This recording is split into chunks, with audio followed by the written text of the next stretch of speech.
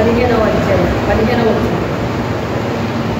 కీర్తనలు 139 అధ్యాయం 15వ వచనం.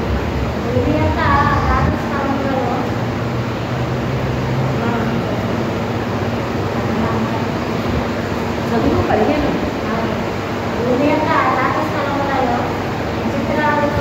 నిర్మించిన వారు నాకు కలిగిన ఎముకలను నీవు మరుగై ఉండలేదు. నేను ఇండినై రెండమునై ఉండగా నీవు నీ కన్నులు నన్ను చూచెను. నియమించబడిన దినములలో ఒకటైనను కాకముందే నా దినములన్నీ నీ కన్నుల్లో వచ్చిన దేవా, నీ తలంపులు నాకెంతో ప్రీతికరమైనవి. వాటి మొత్తమంతా గొప్పది. వాటిని తెప్పించను అనుకుంటున్నా అది ఇవ్వను కంటే తప్పకు ఎక్కువై ఉండదు. నేను పేర్కొందిన ఇవ్వను ఈ వద్దనే నీ దేవా. చాలండి, చాలు. చిన్న ప్రార్థన చేసుకుందాం. పరిశుద్ధుడైన తండ్రి, మా కొండద్రా జీవాధిపతి, సర్వాధికారి, సర్వోన్నతుడ, సర్వశక్తి తండ్రి, మీకు వందనాలు, స్తోత్రాలు తండ్రి. మీ యొక్క ఉదయకాల సమయంలో ప్రభువా, ఇంతవరకు నాయన పాటలో ఉంది మీరు మహిమను పొందారు తండ్రి. ఆరాధన ద్వారా ఘనతను పొందుకున్నారు ప్రభువా, మీకు స్తోత్రాలు తండ్రి. నా దేవ నా తండ్రి, మీకే స్తుతులు, వందనాలు అయ్యా, స్తోత్రాలు తండ్రి. పరిశుద్ధాత్మ దేవుడా, మీకు వందనాలు, స్తోత్రాలు తండ్రి. వాక్యంలో ఉన్న గూఢమైన రహస్యమైన సంగతులు, విరాజ్య మర్మాలను మాకు తెలియచెప్పండి నాయన. నా తండ్రి, దీర్ఘాలు మరుగుపరిచి మీరు మాట్లాడండి నాయన. ప్రభువా, నీ పరలోక జ్ఞానముతో నన్ను నింపు నాయన. ఈ సత్యవాక్యములను సరిగా విభజించే నీ పరలోక జ్ఞానముతో నింపండి. మీ ఆత్మ వశంలోకి తీసుకోదండి. నీ ఆత్మకార్యము జరిగించు నాయన.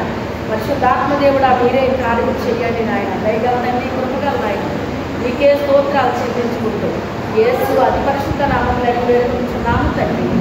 ఆమేన్. హల్లెలూయా. ఇక్కడ దావీదు గారు మరి ఏమని రాస్తున్నాడంటే, ఆయన ఎందుకో మరి ఆయనకి తన యొక్క జన్మదినాన్ని జ్ఞాపకం చేసుకున్నాడట. మనం ఎప్పుడు జ్ఞాపకం చేసుకుంటాం జన్మదినాన్ని? ఎప్పుడు జ్ఞాపకం చేసుకుంటామండి? పుట్టినరోజుకి. నా పుట్టినరోజు వచ్చేస్తుంది, బట్టలు లేదా అయిపోయినాయి, చెప్పులు కొన్నాయి, బ్యాగులు కొన్నాయి, అది బంగారం కొనే, అది కొని, ఇది కొనే అని చెప్పేసి ముఖ్యంగా కేక్ ఉండాలి, బిర్యానీ ఉండాలి, ఇవన్నీ ఉండాలన్నమాట అండి. మన పుట్టినరోజు జ్ఞాపకం చేసుకోవడం ఇలా ఉంటుందంట. కానీ దావీదు గారు పాపం ఎన్ని జ్ఞాపకం చేసుకోలేదు. ఆయన ఏం జ్ఞాపకం చేసుకున్నాడంటేనంట, అసలు నన్ను ఎలాగ నువ్వు నిర్మించావయ్యా, నా జన్మం గురించి నేను జ్ఞాపకం చేసుకుంటే నాకు ఎలాగుంది, ఆశ్చర్యం కలుగుతుంది. నా జన్మ రహస్యాన్ని నేను ఆలోచన చేస్తుంటే నాకు చాలా ఆశ్చర్యంగా ఉందయ్యా అని చెప్పేసి అంటున్నాను. నేను రహస్యమందు పుట్టిన నాడు, భూమి యొక్క అగాధ స్థలములలో విచిత్రముగా నిర్మింపబడిన నాడు. భూమి యొక్క అగాధ స్థలాలంటే ఏంటండి చెప్పండి? ఎక్కడ నిర్మింపబడ్డాలని చెప్తున్నాడు ఈయన? భూమి యొక్క అగాధ స్థలములో. మనం ఏమంటామంటే, కొన్నిసార్లు మాట్లాడేటప్పుడు ఏమంటామంటే, చీకటి అగాధంలా ఉందండి అది అంటాం. అంటే ఒక చీకటిని గురించి మాట్లాడేటప్పుడు మనం ఏమని మాట్లాడతాం? చీకటి అగాధంలా ఉందండి, గాఢాంధకారంలా ఉందండి, ఇలా మాట్లాడుతూ ఉంటాం అన్నమాట. అంటే ఇక్కడ దీని యొక్క అర్థం ఏంటంటే, ఆయన అంటాడు కదా, భూమి యొక్క అగాధ స్థలములలో ఎలా నిర్మించబడ్డాడటండి? విచిత్రంగా నిర్మించావు నన్ను. ఎలా నిర్మించాడంట? విచిత్రంగా నన్ను నిర్మించావయ్యా. నిర్మింపబడిన నాడు నాకు కలిగిన ఎముకలను నీకు మరుగై. అంటే ఆయనకి ఎన్ని ఎముకలు ఉన్నాయో, ఆయనకే కాదు మనకి ఎన్ని ఎముకలు ఉన్నాయో అవన్నీ కూడా ఎవరికి తెలుసు అంట? దేవుడికి తెలుసు. నిర్మించిన వాడికి ఎలా నిర్మించాడో తెలీదా? మన ఇంట్లో వంట చేస్తాం, స్త్రీలు కనుక మనకు బాగా అనుకుంటుంది. వంట చేసేటప్పుడు సహజంగా మనం గుడ్లు వండాలనుకున్నాం అనుకోండి, ఎన్ని గుడ్లు వేస్తాం? మన ఇంట్లో ఎంతమంది మెంబర్స్ ఉన్నారో అన్ని ఎగ్స్ వేస్తామండి కదా. అయితే అందరూ తినేసిన తర్వాత గుడ్డు లేదు అందులో, లెక్క ప్రకారం గుడ్డు తక్కువ వచ్చింది. ఏమై పెట్టది? అప్పుడు మనం ఏమంటామండి? అదేంటి, నేను అందరికీ లెక్క చూసే కదా నేను ఎగ్స్ వేసాను, ఒకటి ఎందుకు తక్కువ వచ్చింది, నేను ఇంకా తినలేదు కదా, మరి ఎలా తక్కువ వచ్చింది ఇది అంటే దీని అర్థం ఏంటి? మనమే వంట చేసాం కనుక ఎన్ని వేసామో, ఎంతమంది తిన్నారో, ఎందుకు అది తక్కువ వచ్చిందో ఇప్పుడు మనం ఏమంటున్నాము, అది ఏమైంది అని అంటున్నాం అన్నమాట. మనం నిర్మించిన దేవుడు మనల్ని ఎలాగ నిర్మించాడో, మనకి ఎన్ని ఎముకలు పెట్టాడో ఎవరికి తెలుసు? దేవుడికి తెలుసు. ఇప్పుడు ఎవరికి తెలుసు అండి? ఇప్పుడు ఎవరికి తెలుసు? వైద్యులకు తెలుస్తుంది. ఎవరికి తెలుస్తుంది? ముఖ్యంగా చూడండి, డాక్టర్స్ చదువుతూ ఉంటారు కదా, కోర్సులు చదువుతూ ఉంటారు కదా, చదివే వాళ్ళకి కొన్ని ఏమంటారు వాటిని, ప్రాక్టికల్స్ ఉంటాయి. ఆ ప్రాక్టికల్స్లో మరి ఇవన్నీ కూడా ఉంటాయటండి. డాక్టర్స్కే, ఇంజనీర్లకి వీళ్ళకి ఉంటాం. అక్కడ ఒక ఎముకలు కూడిని వేలాడదీస్తారటండి. అవునా? తెలుసా మీకు? ఎముకలు కూడిని వేలాడదీస్తారటండి. అంటే ఎన్ని ఎముకలు ఉన్నాయి, ఎలా ఉన్నాయి, అవన్నీ కూడా వీళ్ళు దాన్ని చూసి వీళ్ళు పరీక్షించాలన్నమాట అండి. చూసి ఏం చేయాలి? పరీక్షించాలన్నమాట. అందుకని అక్కడ వేలాడదీస్తారన్నమాట. అయితే పురుషుడు ఎముకల్లో ఒక ఎముక తక్కువ ఉంటుంది అంటారండి. ఎక్కడ తక్కువ వచ్చింది అది? ఆదాము ఎముకలలో ఒక ఎముకను తీసి, అంటే వేరేగా ఎముకను చేయలేడా దేవుడు? ఆలోచించండి. అంటే ఈ యొక్క సాటి అయిన సహాయం అంటే తనకి సమానంగా ఉండే స్త్రీని ఎక్కడి నుంచి తీశాడట? పక్క నుంచి తీశాడట.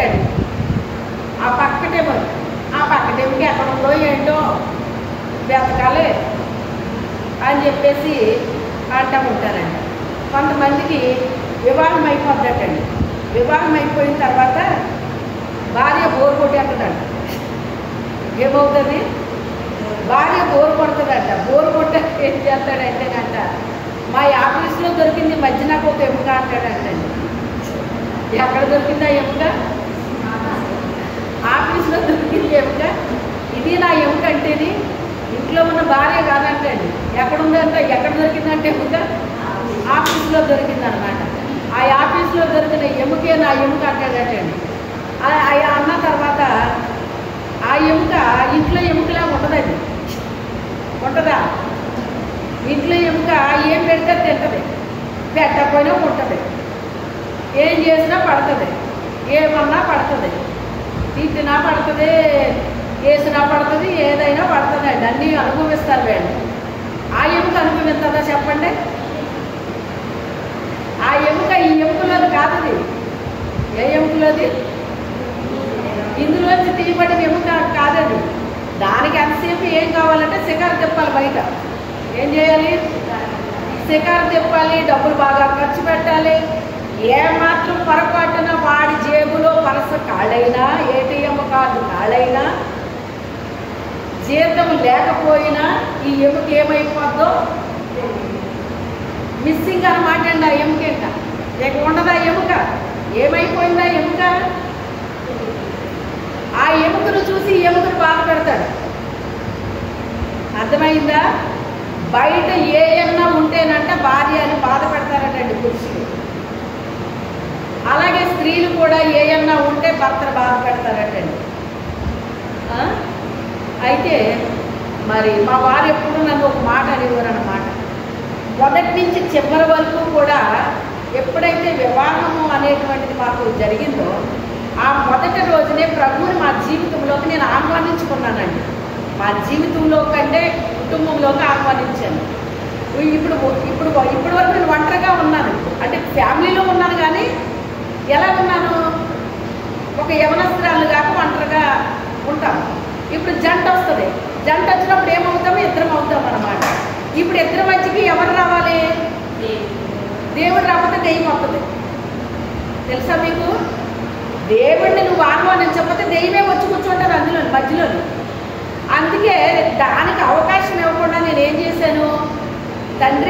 ఇద్దరి మధ్యకి మీరు రండి, మా ఇద్దరి మధ్యన మీరు ఉండండి ప్రభువా, మరి మా జీవితాలు మేము ఏ రీతిగా సాగించాలో మాకు తెలియదయ్యా, మీరు మా మధ్యలోకి రండి, మాతో పాటు మీరు ఉండండి అని దేవుణ్ణి నేను ఆహ్వానించుకున్నానండి. మొదటి రోజు మొదటి రాత్రి ప్రభువుని మా మధ్యలోకి ఆహ్వానించాను. ఇది ఎవరన్నా చేస్తారండి? చెప్పండి. ఆ టైంలో అసలు దేవుడు గుర్తొస్తాడా ఎవరికన్నాను?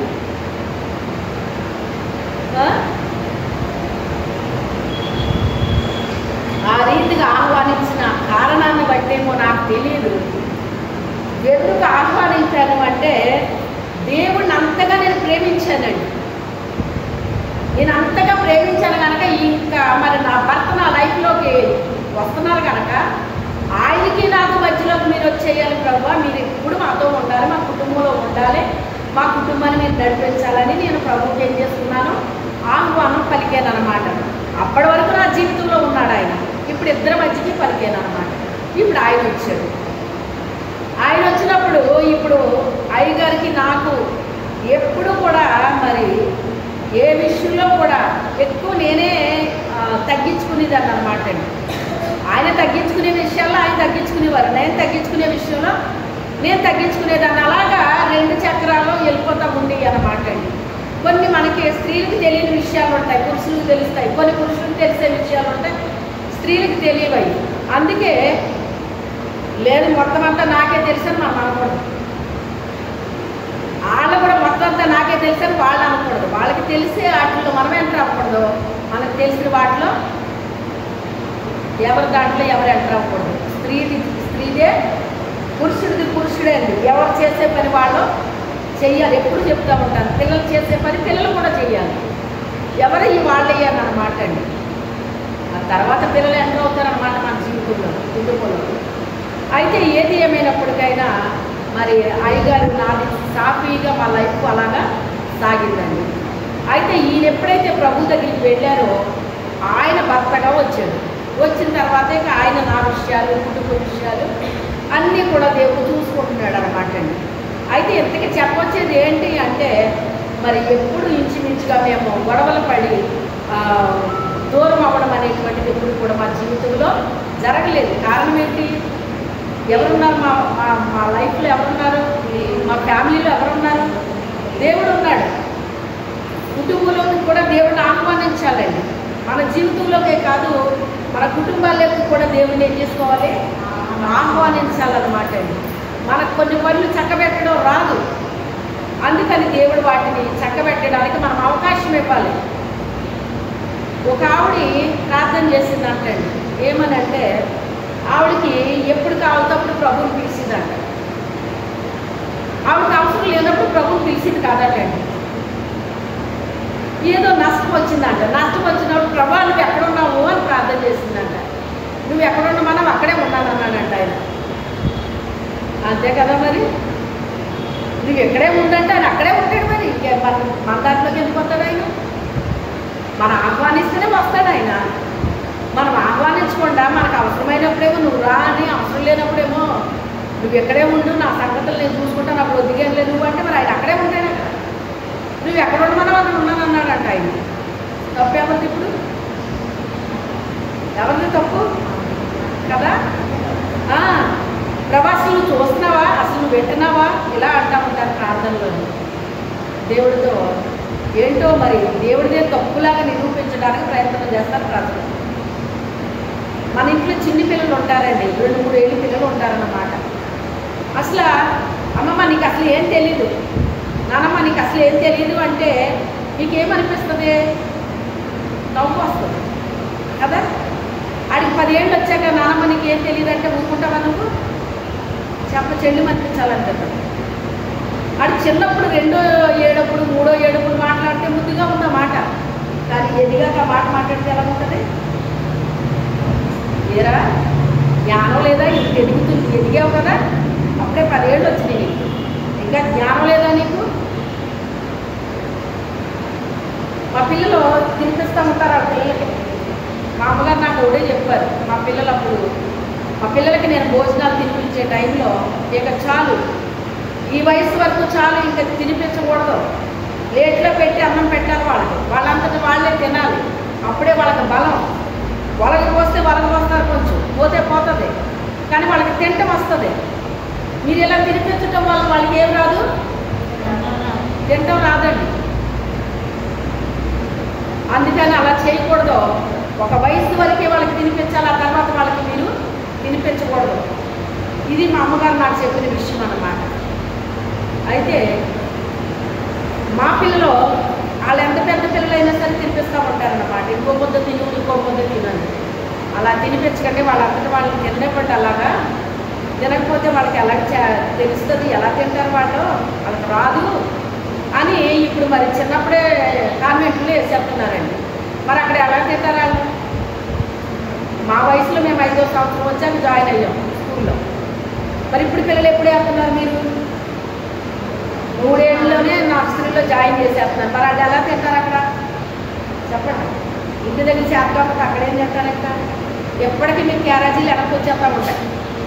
బాగోని కూరలు పెట్టారండి. బాగోని అంటే అవి బాగోని కాదు, అక్కడ నచ్చని. నచ్చింది పెడితే ఖాళీగా వస్తుంది, నచ్చింది పెడితే వెనక్కి వచ్చేస్తుంది. ఏదో ఒక పెడతారు. బాగోలేదు అంటే అమ్మ కొడతదేమో తిడతదేమో అని భయంతో అబ్బాయి కడుపు నొప్పి వచ్చింది అమ్మ అందుకు తినలేదు, లేకపోతే ఏదో అయ్యింది, ఇలా మొక్క పెడతారన్నమాట అండి. అయితే మొత్తం మీద ఏది ఏమైనప్పటికైనా అన్నీ నేర్పించాలండి. పిల్లలకి ఏం చేయాలి? మనం నేర్పించాలన్నమాట. వాళ్ళంతటా వాళ్ళు ప్రతి పని చేసుకోగలిగేటట్టుగా మనం ఏం చేయాలి? నేర్పించాలి. నేర్పిస్తే వాళ్ళకి మంచిది, వాళ్ళకే మంచిదే, మనకే మంచిదే. మనకు ఓపిక చేసి పెడతాం మంచిదే, ఇది వేరు. ఎప్పుడైనా ముందుకి తినిపించు పర్వాలేదు, కానీ రోజు మాత్రం ఆ పని చేయకూడదు. అప్పుడు కంప్లీట్గా తినరంటాడు. తినిపించకపోతే ఏం చేయరంట? తినరంట. కడుపు కాక అలా తింటారు. తింటారా? కడుపు కాలక అదొద్దు ఇదొద్దు అదొద్దు ఇదొద్దు అని ఎందుకు వస్తున్నాయి ఆ మాటలో? కడుపు కాలక, కడుపు కాలే కడుపుకి కదా మరి. ఇప్పుడు కడుపులు ఎక్కడ కాలుతున్నాయి? కడుపులు కాల్చలేదు, ఉట్టి ఎక్కువైపోయింది. అందుకని వాళ్ళకి ఖాళీ అవ్వట్లేదు, కడుపులు ఖాళీ అవ్వట్లా. ఖాళీ అవ్వక ఏం చేస్తాయంటే వెనక్కి వస్తాయి క్యారేజీలు. వెనక్కి రాకూడదు. చక్కగా వాళ్ళు హెల్తీగా ఉండాలి. దేవుడు పెట్టిన భోజనం ఇది మనకి. మీరు ఎలా తీసుకుంటారో నాకు తెలియదు. నేనైతే దేవుడు ఇచ్చిన ఆహారం అని చెప్పేసి తీసుకుంటాను నేను ఎప్పటికైనా. అది ఏ ఆహారమైనా కావచ్చు. తండ్రి నువ్వు నాకు పెట్టావు, నీకు స్తోత్రం తండ్రి అని దేవుడికి కృతజ్ఞతలు చెల్లించుకుని సహజమైనంత వరకు నేను మరి పడేయడానికి ఎక్కువ ఇష్టపడినండి. ఎందుకు అంటే దేవుడు పెట్టిన ఆహారం, దేవుడు పెట్టింది ఎప్పుడు కూడా మనము పడేయకూడదు అనమాట అండి. సహజమైనంత వరకు పడేయకూడదు. ఎప్పుడో ఒకప్పుడు తప్పదు. కొన్నిసార్లు ఎక్కడైనా మనం తినేటప్పుడు ఏం చేస్తారంటే వద్దు వద్దన్నా సరే వేసేస్తారన్నమాట. మనం తినలేక వదిలేయవలసి వస్తుంది. అప్పుడు ప్రాణం అదులా అనిపిస్తుంది అది పడేయడానికి. ఈయన జ్ఞాపకం చేసుకున్నాడు. ఏమని జ్ఞాపకం చేసుకున్నాడంట? భూమి యొక్క అగాధ స్థలములలో నీవు నన్ను నిర్మించావు కదా, నా ఎముకలన్నీ కూడా నువ్వేం చేసావు? నాకు కలిగిన ఎముకలను నీకు మరుగై ఉండలేదు. ఇంకా ముందుకెళ్తే నేను పిండమునై ఉండగా నీ కన్నులు నన్ను చూచెను. నియమింపబడిన దినములలో ఒకటైనా కాకమునిపే నా దినములన్నీ నీ గ్రంథములో లిఖితములాయెను. ఆటగాడు అంటే మనము జన్మించిన రోజు నుంచి జన్మించిన రోజు మన పేరుని ఎక్కడ నమోదైపోద్దండి? పంచాయతీ ఆఫీసులో నమోదు చేస్తారు కదమ్మా పిల్లలకి పేర్లు.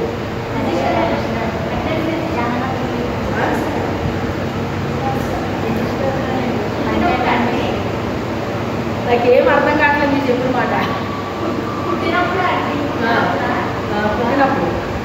పుట్టినప్పుడు రాసుకుంటారు కదా, జనాభా లెక్కల్లో రాస్తారు కదా, ఇక్కడ ఫలానా చోట ఫలానా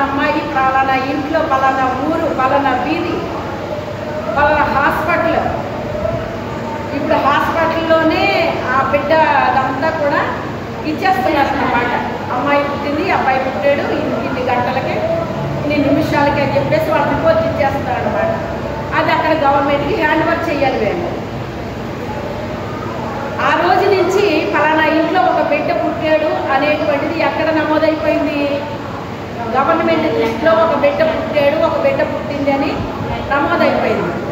అలాగే ఇది పరలోక గ్రంథంలో కూడా ఏమైపోయింది అంటున్నాడు? గ్రంథంలో రాయబడిపోయిందంట. పరలోకంలో గ్రంథంలో ఈరోజు భూమి మీద ఒక బిడ్డ పుడుతున్నాడో, ఒక అమ్మాయి పుడుతుంది అని చెప్పేసి పరలోకంలో ఏమైపోయిందంట? ఒక గ్రంథంలో రాయబడిపోయిందంట. ఆ విషయాలు చెప్తున్నాడు ఇప్పుడు ఆయన. ఎందుకు ఈయన ఈ మాటను ఎందుకు చెప్పాడు ఈయన అంటే, అతని జీవితంలో అన్ని విషయాల్లో అభివృద్ధిలోకి వచ్చిన తర్వాత, చాలామంది అభివృద్ధిలోకి వచ్చాకండి గత స్థితిని మొత్తం మర్చిపోతారండి. ఆశీర్వాదం వచ్చిన తర్వాత, ఐశ్వర్యం వచ్చిన తర్వాత, దీవెనలు వచ్చాక, అన్నీ వచ్చిన తర్వాత గత స్థితి మొత్తం మర్చిపోతారండి. అసలు గతంలో ఇలా ఉన్నామన్న విషయాన్ని జ్ఞాపకం చేసుకోరండి. అది చాలా దుర్మార్గం. అది ఏ స్థితిలో నుంచి దేవుడు నిన్ను తీసుకొచ్చాడు ఆ విషయాన్ని నువ్వు ఎన్నడప్పుడు నీ లైఫ్లో ఏం చేయకూడదు, మర్చిపోకూడదు. ఒకరోజు సాయంకాలం శుక్రవారం వాక్యం చెప్తూ ఇదే మాట నేను చెప్తున్నాను అన్నమాట అండి. చెప్పినప్పుడు అది ఒక అమ్మాయితో దేవుడు మాట్లాడుతున్నాడట. నాకు తెలియదు ఆ విషయం. నా నోట్లో నుంచి అనవసరమైన వ్యర్థమైన మాటలు రావండి ఇక్కడ. నువ్వు గత స్థితిని మర్చిపోయావు, అలా మర్చిపోకూడదు ఎప్పుడూని. నువ్వు ఏ స్థితిలో నుంచి నువ్వు వచ్చావో ఆ స్థితిని నువ్వు ఈ రోజుని గుర్తుందా నీకు? గతంలో ఎలా ఉన్నావు, ఏ స్థితిలో నుంచి నువ్వు వచ్చావు, నీకు అసలు జ్ఞాపకం ఉన్నదా? ఈ రోజుని దేవుడు నీకు పుష్కలంగా అన్నీ ఇస్తే నీకు ఆ యొక్క భోజనపు విలువ నీకు తెలియట్లేదు అని చెప్పేసి ఇలా మాట్లాడుతున్నాను అన్నమాట. అంటే నేను మాట్లాడుతున్నానా, పరిశుద్ధాత్మ దేవుడు మాట్లాడుతున్నారా? ఆ అమ్మాయికి ఏం జరిగిందో నాకేమన్నా తెలుసా? నాకు తెలియదు కదా. అప్పుడు ఆ తర్వాత ఈ రోజుని నీకు పుష్కలంగా ఆహారం ఇస్తే నువ్వు ఈజీగా ఈ ఆహారాన్ని నువ్వు బయట పారేస్తున్నావు అని ఇలా వచ్చిందండి. వచ్చేసరికి ఈ మాట ఎవరికి సంబంధించి వచ్చిందో ఆ వ్యక్తి గుండెల్లోకి దూసుకుని వెళ్ళిపోయింది. పరిశుద్ధాత్మ దేవుడు మాట్లాడితే గుండెల్లోకి వెళ్ళిపోతాడు. దూసుకుని వెళ్ళిపోయి ఆ అమ్మాయి హృదయం అంతా కదిలించబడిపోయి దేవుడి దగ్గర ఏడ్చుకుని ప్రార్థన చేసుకుని, నిజమేనయ్యా నా గత స్థితి ఈ రీతిగా ఉన్నాను, కానీ ఈరోజు నాకు చాలా పుష్కలకి ఇస్తే దాని విలువ తెలియక నేను ఏం చేస్తున్నాను,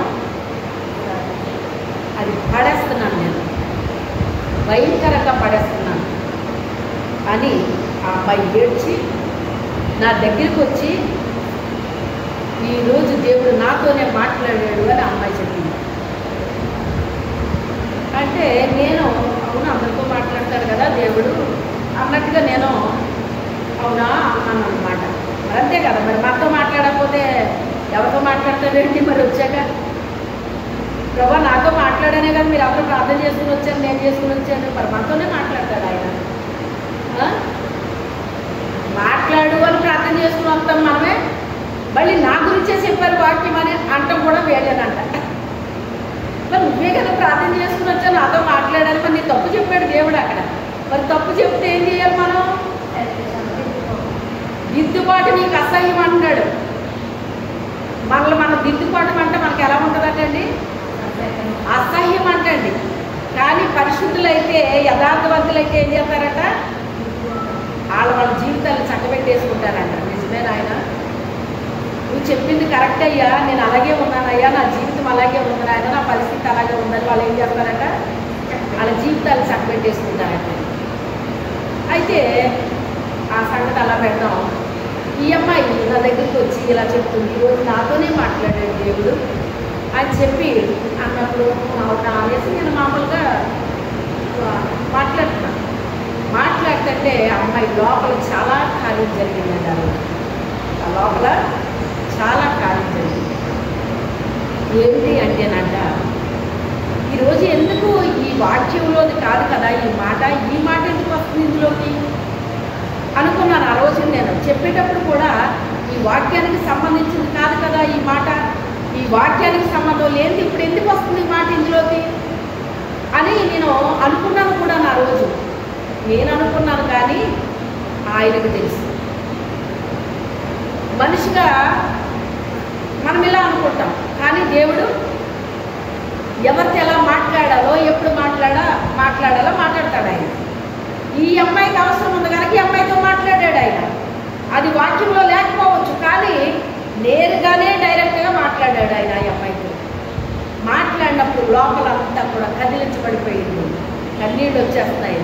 ఆ అమ్మాయి ఇప్పుడు కన్నీళ్ళు పెట్టడం నేను చూడలేదు, కన్నీళ్ళు కాలుస్తుంది, ఏడుస్తూ ప్రార్థన చేసింది. ఆ రోజు అయితే ఇదేంటి ఇలా ఏడుస్తూ చేస్తుంది, ఎప్పుడు ఈ అమ్మాయి ఏడవదు కదా అని నేను అనుకున్నాను. రాయిలా ఉంటుంది, అలాంటి మనిషి ఏడవడం ఏంటా అని నాకు ఆశ్చర్యం అనిపించింది. జరిగింది సంగతి ఇది.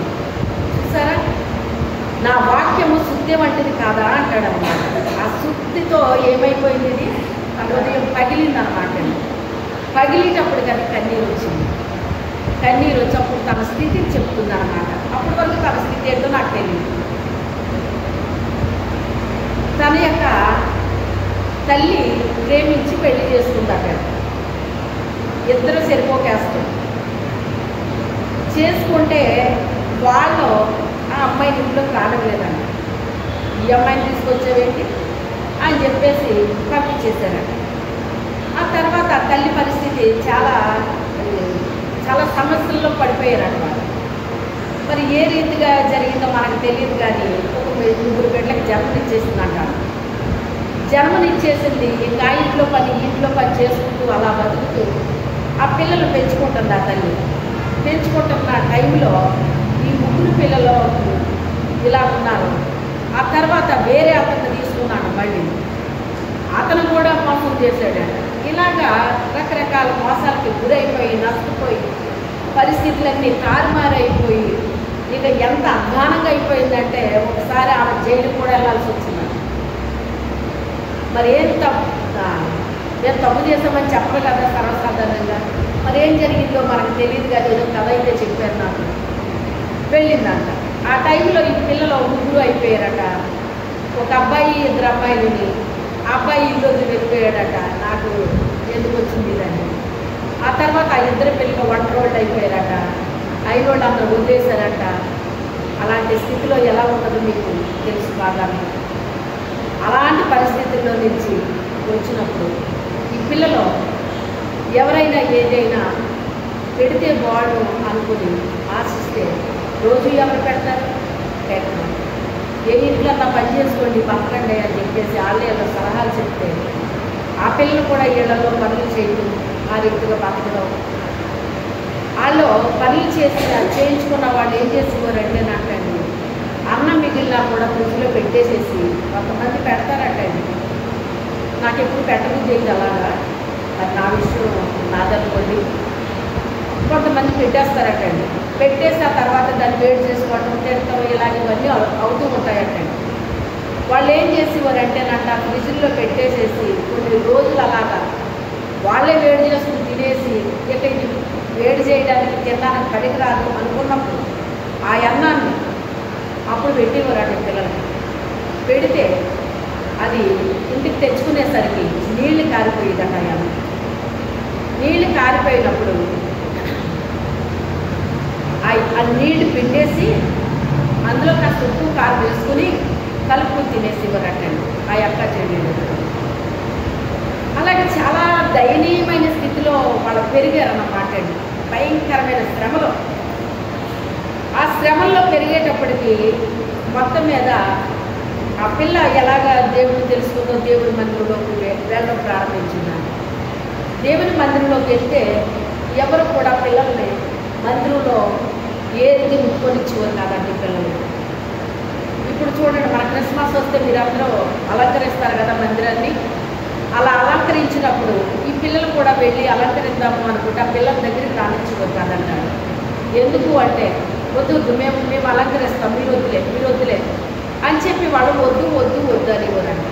వద్దు అంటే పిల్లకి ముఖ్యంగా ఆ పిల్లకి అక్కకనమాట ఆ మందిరంలో ఏదో చెయ్యాలి చెయ్యాలని ఆశ ఉండేదట.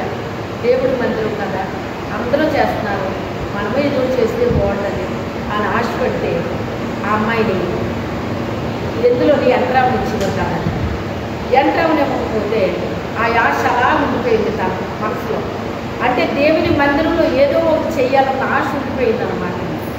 ఆ ఆశని కొంతకాలానికి దేవుడు ఏం చేశాడు అంటే ఒక మందిరంలో పని చేయడానికి దేవుడు ఏర్పాటు చేశాడు ఆ అమ్మాయి. ఆ అమ్మాయి కూడా మామూలుగా ఇలాగే మరి తల్లి ఎప్పుడైతే తండ్రి రైట్ లేడు, తల్లి రైట్ లేదు, ఇంకెలాంటి పరిస్థితుల్లో ఆ పిల్లలు కూడా ఏమైపోతారు అంటే ఇంకా వాళ్ళు కూడా వేరే కూడా వెళ్ళిపోవడం అన్నట్టుగా అయిపోయి ఆ అమ్మాయి కూడా వేరే అబ్బాయితో వెళ్ళిపోవడం ఇలా జరిగిందనమాట. జరిగినప్పుడు ఏది ఏమైతే మొత్తం మీద ఒక మందిరంలో పరిచయం చేసే అవకాశం అయితే దేవుడు ఇచ్చాడు. అవకాశం అనేటువంటిది దేవుడు ఇచ్చినప్పుడు దాన్ని సద్వినియోగం చేసుకోవాలండి. అవకాశాలు అస్తమాటు రావు, ఒకసారి వస్తుంది, 2 సార్లు వస్తుంది, అస్తమాటు రాదు అవకాశం. దేవుడు ఎప్పుడైనా మనకు అవకాశం మందిరంలో ఇచ్చాడు అంటే దాన్ని ఏం చేయాలి, మనం సద్వినియోగం చేసుకోవాలి. అది నాకు అలవాటు, చిన్న వయసు నుంచి నాకు ఇష్టం దేవుని మందిరంలో దేవుడికి ఉపయోగపడడం ఇష్టం, మందిరంలో ఉపయోగపడడం కూడా ఇష్టం. కొంతమంది మందిరంలోనే ఉపయోగపడాలంట, కొంతమంది దేవుడికి మాత్రమే ఉపయోగపడాలంట. నాకు అలా కాదు, నేను దేవుడికి ఉపయోగపడాలని ఆశ, మందిరంలో కూడా ఉపయోగపడాలని ఆశ. అంటే మందిరం కూడా దేవుని ఇల్లే కదా, దేవుని మందిరంలో కూడా నేను ఏదో ఒకటి దేవుడికి ఉపయోగపడాలి అని ఆశ అనమాట. ఆ ఆశ అప్పుడే కాదు ఎప్పటికీ అప్పటికీ నాకు ఉండదన్నమాట. అది నాది, నా జీవితం, ఇది నా యొక్క ఇష్టం అన్నమాట. ఆ అమ్మాయి కట్టే అవకాశం దొరికింది, దేవుడు ఇచ్చాడు. ఎందుకంటే మరి ఎప్పుడో ఒకప్పుడు మరి తను ఆశించింది కదా, అప్పుడు దొరకలేదు. కానీ తర్వాత కొన్ని సంవత్సరాలు పోయాక ఆ అమ్మాయికి అవకాశాలు ఇచ్చాడు దేవుడు. ఇచ్చినప్పుడు ఆ అవకాశం ఆమె సద్వినియోగం చేసుకోవడం పోయి దుర్వినియోగం చేయడం ప్రారంభించింది. తెలుసా, సద్వినియోగం వేరు, దుర్వినియోగం వేరు. అంటే సేవకుల్ని నష్టపరుస్తున్నారు అంటే ఎవరిని నష్టపరుస్తున్నట్టు, దేవుని నష్టపరుస్తున్నారు. అంటే సేవకులు అంటే చాలా రకాలు ఉంటారండి. ముఖ్యంగా దేవునికి ఉపయోగకరమైన సేవకుల్ని బాధ పెట్టినా, వాళ్ళని నష్టపరిచినా దేవుడు తీర్పు తీర్చేస్తాడండి. మేము తీర్చం, నాకు తీర్పు తీర్చడం నాకు ఇష్టం ఉండదండి. కక్ష తీర్చుకోవడం, పగ తీర్చుకోవడం ఇవన్నీ నాది కాదు, నాకు సంబంధించింది కాదండి. పగ తీర్చుకుంటే నా పని అంటాడు దేవుడు. మనము పగ తీర్చుకుంటే ఎంతో అంతో చేస్తాము, కానీ దేవుడు పగ తీర్చుకుంటే అసలు అలా ఇలా ఉండదన్నమాట. చాలా భయంకరంగా ఉంటుందండి. వాళ్ళ జోలికి నేనేమీ వెళ్ళనండి. నన్ను ఎంత నష్టపరిచినా, నన్ను ఎంత గాయపరిచినా, నన్ను ఎంత ఇబ్బంది పెట్టినా తిరిగి వాళ్ళని ఒక్క మాట కూడా తిట్టడం కానీ ఏమీ అన్నం ఇష్టం ఉండదు అనమాట. సరే అని అలా వదిలేస్తాను అంతేనమాట. అంటే నా చేతికి అప్పగించాడు దేవుడు. వాళ్ళు నేను సరి చేయాలనుకున్నాను, వాళ్ళు నేను రైట్ చేయాలనుకున్నాను, నేను చేయగలిగినంత నేను చేశాను. వాళ్ళు రైట్ అవ్వకపోతే అది తప్పు నాదా? నేను చేయాల్సినంత నేను చేశాను, వాళ్ళు అవ్వట్లేదు. మనం చెయ్యాలని మనకున్నా వాళ్ళకు కూడా ఉండాలి కదా అవ్వాలని. వాళ్ళకి ఆ మనసు లేనప్పుడు వాళ్ళు తయారవుతారట. అప్పుడు ఇక నేను చేయగలిగినంత సేపు నేను చేస్తానండి, సహజమైనంత వరకు ఓపిక పడతానండి, సహిస్తాను, ఓర్చుకుంటాను, నేను నష్టపోతాను, అన్నీ కూడా నేను ప్రభు కొరకు ఏదైనా అనుభవించడానికి సిద్ధంగా ఉంటానండి. కానీ దుష్టుడు ఏం చేస్తాడంటే వాళ్ళలో ప్రవేశించి వాళ్ళు నాకు నష్టాన్ని కలిగజేయడం ప్రారంభిస్తారు. ఏం చేస్తారు? నన్ను కష్టపెట్టడం, నష్టపరచడం, నన్ను బాధ పెట్టడం, దుఃఖ పెట్టడం, ఇవన్నీ చేస్తూ ఉంటారన్నమాట. ఎంతకాలం చేస్తారండి? నన్ను కొన్ని రోజులు చేయగలరు, కొన్ని నెలలు చేయగలరు, కొన్ని సంవత్సరాలు చేయగలరు, అంతకంటే నన్ను ఎక్కువ చేయలేరు కదా. కానీ అన్ని సంవత్సరాలు కూడా భరించగలిగాను అంటే దేవుడు నాకు ఇచ్చిన కృపది. దేవుడు నన్ను బలపరుస్తాడు కనుక నేను అంత సహించగలుగుతాను, అంత ఓర్చుకోగలుగుతాను. తిరిగి వాళ్ళకి నష్టాన్ని చేయాలని కానీ, వాళ్ళకి ఏమి ఇబ్బందులు కలిగించాలని కానీ ఏమి చెయ్యను నేను. నా చేతికి ఎంతవరకు దేవుడు అప్పగించాడు అంతవరకు నేను వాళ్ళకి పని చేయడానికి, వాళ్ళని ఒక రైట్ చేయడానికి, మంచిగా తయారు చేయడానికి నేను కూరుకుంటాను తప్ప వాళ్ళు ఇలా చేసేయాలి అలా చేసేయాలని ఎప్పుడూ నేను అలా అనుకోనండి. ఎందుకంటే నా మనసు నా దేవుడికి తెలుసు. మనిషికి తెలియవలసిన అవసరం లేదు నాకు. ఎవరి మనసును బట్టి వాళ్ళు అనుకుంటారు. అది వాళ్ళ హృదయం, అది వాళ్ళ మనసు, అది వాళ్ళ స్వభావం. అది దానికి మనం ఏం చేయము. అయితే ఆ అమ్మాయికి మంచి అవకాశాన్ని దేవుడు ఇచ్చాడు, మంచి సేవకుల దగ్గర పెట్టాడు. కానీ దురాత్మ పట్టేసి ఆ అమ్మాయిని నష్టం చేసేసిందండి. ఏం చేసేసింది? నష్టం చేసేసింది. తర్వాత మంచిగా చేయాల్సిన పనిని ఏం చేసిందంటే దుర్వినియోగం చేయడం ప్రారంభించింది. సద్వినియోగం చేసుకోవాల్సిన అమ్మాయి దుర్వినియోగం చేస్తుంది. అంటే పిండుకుని అన్నం తిన్న అమ్మాయికి సమృద్ధమైన ఆహారం పెట్టాడు దేవుడు, శ్రేష్టమైన ఆహారం పెట్టాడు దేవుడు, కాస్ట్లీ ఫుడ్ పెట్టాడు దేవుడు. అవి కొంతమంది ఎలా ఉంటుందంటే అమ్మ, ఏమీ లేనప్పుడు బాగానే ఉంటారు, అన్నీ వచ్చేటప్పటికి వాళ్ళకి అసలు మేము మొదటి నుంచినండి నేతి తిని బతికేమండి అంటారు. నిజంగా నేతిల్లో నుంచి వచ్చినాడు మాకు ఆ మాటలు రావు. అవి చెప్పుకుంటా తిరగం మేము. కానీ అలాగే చెప్పుకోవడానికి ఇష్టపడిపోతారన్నమాట. గతంలో మా స్థితిలో ఉండేది అని చెప్పుకోవడానికి అసలు ఇష్టం ఉండదు వాళ్ళకి. నువ్వు చెప్పుకోక్కర్లేదు. దేవుడి దగ్గర ఎలా ఉండాలి? నువ్వు కృతజ్ఞత కలిగి ఉండాలి. ఆ కృతజ్ఞత పోయింది. ఆ అమ్మాయి పోయి సద్వినియోగం చేయాల్సిన అమ్మాయి దుర్వినియోగం చేయడం ప్రారంభించింది. ఆ సేవకులను నష్టపరిచేస్తుంది, గాయపరిచేస్తుంది, వాళ్ళని బాధ పెట్టేస్తుంది, శ్రేష్టమైన ఫుడ్ని కూడా బయట పడేస్తుంది, లేకపోతే వాళ్ళకి ఇచ్చేయడం, ఇలా చాలా నష్టాలు చేసేస్తుంది అన్నమాట. కారణం ఏంటంటారు? దెయ్యం ఆమెలో ప్రవేశించింది. దెయ్యం ప్రవేశించినప్పుడు ఆహార విలువ తెలియదండి. ఆహార విలువ తెలియదు. ఆ విలువ ఏంటో నువ్వు ఏ పరిస్థితిలో నుంచి నువ్వు వచ్చావో ఆ పరిస్థితిని తెలియజేస్తాడప్పుడు దేవుడు, తెలియపరచడం. అప్పుడు లోపల కదిలేక అప్పుడు ఒకప్పుడు ఇలాగ తిన్న వాళ్ళం మేము అని మొత్తం చెప్పింది నాకు. అవునా అన్నాను. అలాగే నేను తప్పేం చూడలేను. అలా వీళ్ళు చెప్పారు కదా, వీళ్ళు ఎలా చూడాలి అలా చూడాలి, అలా నేను చూడలేను. వాళ్ళ స్థితి ఎలాంటిదైనా నా ప్రేమను బట్టి నేను చూస్తాను, నా స్వభావాన్ని బట్టి నేను చూస్తాను. నేను దేవుని బిడ్డ కనుక దేవుని స్వభావాన్ని నేను కలిగి ఉంటాను తప్ప వాళ్ళెవరో ఎలాగొచ్చారు, ఏ స్థితిలో వచ్చారో అదంతా నాకు అనవసరం. ఆ రకంగా నేను చూడను. అయితే ఏది ఏమైనప్పటికైనా అదంతా చెప్పింది అనమాట అండి అమ్మ. చెప్పింది రైతే, మరి అది ఉండాలి కదా. పోయింది, కొద్ది రోజులే ఉండండి, ఆ తర్వాత మామూలు అయిపోయింది. సర్వసాధారణంగా బలమైన వ్యక్తులు బలమైన దెయ్యాలే పట్టుకుంటాయండి. బలమైన వ్యక్తులు బలహీనమైన దెయ్యం ఎప్పుడు పట్టదు. గుర్తుపెట్టుకోండి. వాళ్ళు ఎంత బలమైన వాళ్ళో అంత బలమైన దెయ్యమే వాళ్ళలో పనిచేస్తారు. అవునా కదా? ఆ దెయ్యం ఆ అమ్మాయిని విడిచిపెట్టలేదు. చివరికి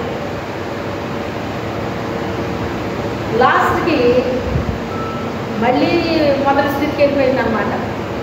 ఎక్కడికి వెళ్ళిపోయింది? అంటే దేవుడు మందిరంలో పని చెయ్యాలి అని ఆశించిందే, ఆ ఆశను తీర్చడానికి దేవుడు అవకాశం ఇస్తే ఆ అవకాశాన్ని సద్వినియోగం చేయవలసింది పోయి దుర్వినియోగం చేయడాన్ని బట్టి మరలా మొదటి స్థితిలోకి వెళ్ళిపోయింది అనమాట. అమ్మ నీకు అవకాశం ఎందుకు రావట్లేదంటే ఎందుకు రావట్లేదు? నీ స్వభావం సరైంది కాదు, నీ బుద్ధి సరైంది కాదు. నువ్వు ఏ స్థితిలో నుంచి వచ్చావో మర్చిపోతావు. నువ్వు నీకు అన్నీ ఇచ్చేటప్పటికి నువ్వేం చేస్తావు? మొత్తం ఏ స్థితిలో నుంచి వచ్చావో మర్చిపోతావు. అని దేవుడు ఏం చేశాడంటే ఏ స్థితిలో నుంచి వచ్చిందో ఆ స్థితిలోకి తీసుకెళ్ళాడు. మళ్ళీ చూసారా ఈ మాట? మరి ఎందుకు వచ్చిందో నాకు తెలియదు, కానీ వచ్చింది అంటే ఏదో ఉంటుంది. ఎవరికో ఇది ఉపయోగం ఉంటుంది. ఉపయోగం లేకుండా ఇలాంటి మాటలు రావండి. దేవుడు నీకు ఎత్తి అవకాశం ఇచ్చాడు. ఆ అవకాశాన్ని ఏం చేయాలి? నువ్వు సద్వినియోగం చేసుకోవాలి. దుర్వినియోగం చేయకూడదు. దుర్వినియోగం దేవుడికి నష్టాన్ని కలిగించకూడదు, సేవకుడికి కూడా నష్టాన్ని కలిగించకూడదు. ముఖ్యంగా దేవుని యొక్క సేవకులు అంటే అందరూ దేవుని సేవకులు అవసరమా? అలాంటి వారికి అసలు నష్టం కలిగిస్తే దేవుడు తీర్పు తీరుస్తాడండి. ఒక రోజు ఏం చేస్తాడో తీర్పు తీరుస్తాడనమాట. తీర్పు తీర్చబడింది అంటే ఎలా ఉంటుందండి? దేవుడే తీర్పు తీర్చాడంటే ఎలా ఉంటుందండి? అంటే మనిషి తీర్పు తీరిస్తే దేవుడు ఎంటర్ అయ్యే అవకాశం ఉండొచ్చు. దేవుడే తీర్పు తీర్చాడు అంటే ఇంకే మనిషి ఎంటర్ అయితే ఇంకేమన్నా వీలు ఉంటుందండి? అది దాన్ని మార్చగలరా? మనిషి మార్చలేడు. మనిషి వల్ల అవ్వదండి. దావీదుని ఎందుకు అతను అలాగ గుర్తు చేసుకున్నాడు అని మనం ఆలోచిస్తే అండి, అతను చాలా దయనీయమైన స్థితిలోంచి వచ్చాడు బయటకు. ఎలా వచ్చాడు? అమ్మ ప్రేమ లేదు, నాన్న ప్రేమ లేదు, అన్నదమ్ముల ప్రేమ లేదు, అక్క చెల్లెళ్ళ ప్రేమ లేదు, ఎవరి ప్రేమ లేదు అతనికి. అసలు ఇంట్లో ఉండడానికి కుదరదని పంపేశారు అతన్ని. చాలా కర్కశంగా పంపేశారు.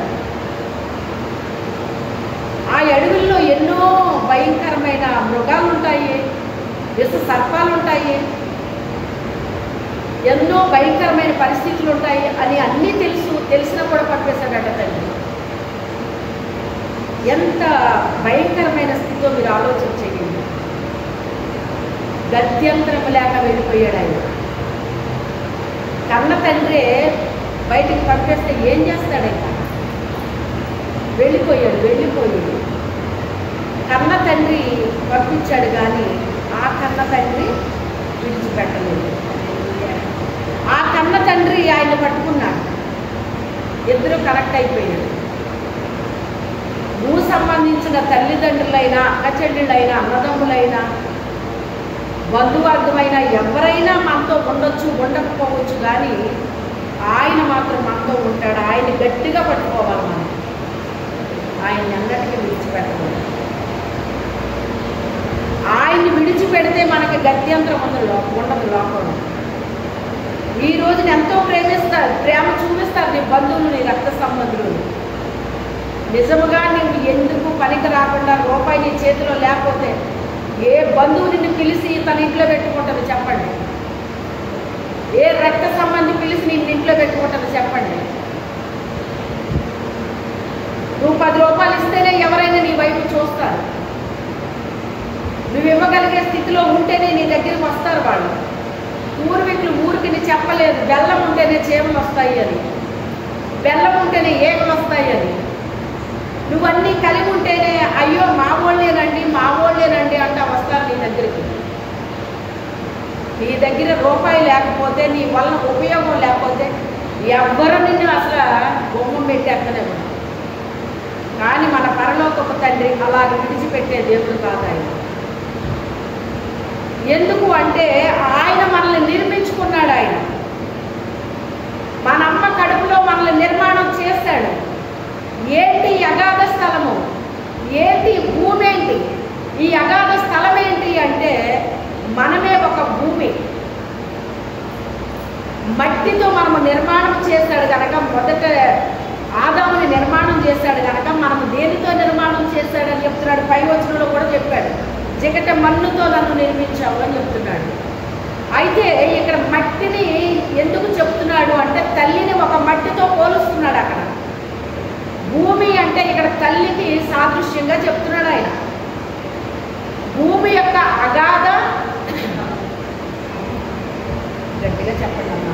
అగాధ స్థలములలో అగాధ స్థలములలో విచిత్రముగా విచిత్రముగా నిర్మింపబడిన నాడు. ఈ భూమి అనగా నా తల్లి కడుపులో, అగాధ స్థలము అనగా నా తల్లి కడుపు అని చెప్తున్నాడు ఆయన అక్కడ. దాని మీనింగ్ కదండి.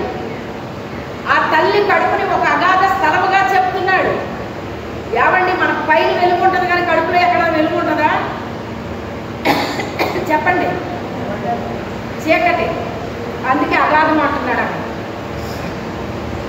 అగాధము, భూమి అగాధం అంటే నా తల్లి కడుపులో నువ్వు నన్ను ఆ చీకటిలో నన్ను ఎలా నిర్మించావు? విచిత్రముగా నిర్మించావు నన్ను. విచిత్రముగా నిర్మించావు నన్ను. అది నేను జ్ఞాపకం చేసుకుంటున్నాను అంటున్నాడు అక్కడ. నీ జన్మదినాన్ని ఎప్పుడైనా నువ్వు జ్ఞాపకం చేసుకున్నావా? నేను జ్ఞాపకం చేసుకుంటాను ఈనాటికి. నువ్వు జ్ఞాపకం చేసుకుంటే ఒక్కసారి హల్లెలూయా చెప్పండి. ఎవరైనా గుర్తు చేసుకున్నవాళ్ళు చూసారు ఎంత దౌర్భాగ్యమో. నీ తల్లి కడుపులో ఆయన నిర్మించుకుంటే నీకు కనీసం అది గుర్తు చేసుకోవాలన్న ఆలోచన కూడా నీకు లేదు అంటే దుష్టుడు ఎంతగా నిన్ను ఆ ఆలోచన తీసేసాడో ఒక్కసారి మీరు ఆలోచించుకోండి. ఈరోజైనా గుర్తు పెట్టుకోండి. మా అమ్మ కడుపులో నువ్వు నన్ను ఏం చేసుకున్నావు? నన్ను నిర్మించావు. నేను ఈ రోజుకి ప్రార్థన చేసుకుంటాను. నేను నా తల్లి కడుపులో నన్ను నిర్మాణం చేసుకున్నావు నీ పని కొరకు. లేకపోతే ఎందుకు నిలబడతాను నేను ఇక్కడ? నీ పని కొరకు నన్ను నిర్మాణం చేసుకున్నావయ్యా. అది ఎప్పుడు నా మైండ్లో తిరుగుతూ ఉంటుందండి. ఒక పక్క అన్ని సుఖాలు ఉన్నాయి, ఒక పక్క అంత కష్టం ఉంది. ఏది కోరుకుంటాం మనం? చెప్పండి, ఏది కోరుకుంటాం? మనిషిగా ఏది కోరుకుంటారు చెప్పండి, గట్టిగా చెప్పండి. నేను సుఖాన్ని కోరుకోలేదు, నేను కష్టాన్ని కోరుకున్నాను. సుఖాలు అందరూ కోరుకుంటారండి. సుఖాన్నే కోరుకుంటారు, సుఖాన్నే ఇష్టపడతారు. చివరికి ఏమవుతారో తెలుసా? సుఖభోగులు అయిపోతారు. సుఖభోగులు అయిపోయి దేవుడి రాజ్యానికి దూరం అయిపోతారు. ఎంత దైత్యం! నీకు సుఖం లేకనే గొడవలేదు, నీకు ఎలాంటి స్థితిలో నువ్వు ఉన్నా పర్వాలేదు, కానీ దేవుడికి దగ్గరగా ఉంది. అది ఈరోజు చెప్పేది. దేవుడికి మాటలు దూరం అవుతుంది. నీకు భూమి మీద ఆస్తులు ఉండొచ్చు, ఉండకపోవచ్చు, పర్వాలేదు. నీకు అమ్మ ఉండొచ్చు, అమ్మ లేకపోవచ్చు, నాన్న ఉండొచ్చు, నాన్న లేకపోవచ్చు, చుట్టాల బంధువులు ఉండొచ్చు, పోవచ్చు. నీకు ఎవరు ఉన్నా ఎవరు లేకపోయినా నువ్వు మాత్రం దేవుడిని ఎన్నడూ కూడా విడిచిపెట్టకు, మరిచిపోకు. సుఖాలు వచ్చిన తర్వాత విడిచిపెట్టేస్తారటండి దేవుడిని, మరిచిపోతారట. ఎప్పుడు చెప్పండి ఈ మాట? ఆయన ఇశ్రాయేలీల అరణ్య ప్రదేశంలో నడిచినప్పుడు మీరు ఇదంతా దాటుకుని మీరు వెళ్ళిపోతారు. భూముల్ని ఇస్తాను, మీకు ఇళ్ళు ఇస్తాను, కట్టని ఇళ్లను మీరు స్వతంత్రించుకుంటారు, మీకు భూములు ఇస్తాను, అన్నీ ఇస్తాను. అక్కడికి వెళ్ళాక మీ మనసు మదిస్తుంది అంటే దాని అర్థం ఏంటి? పొంగిపోతుంది అక్కడి. హృదయం ఏమైపోతుందంట? మరి యేసు ప్రభు చెప్పలేదు అలాగని? మీరు చూస్తారు నన్ను, దాని గ్రహింపు ఉండదు మీకు.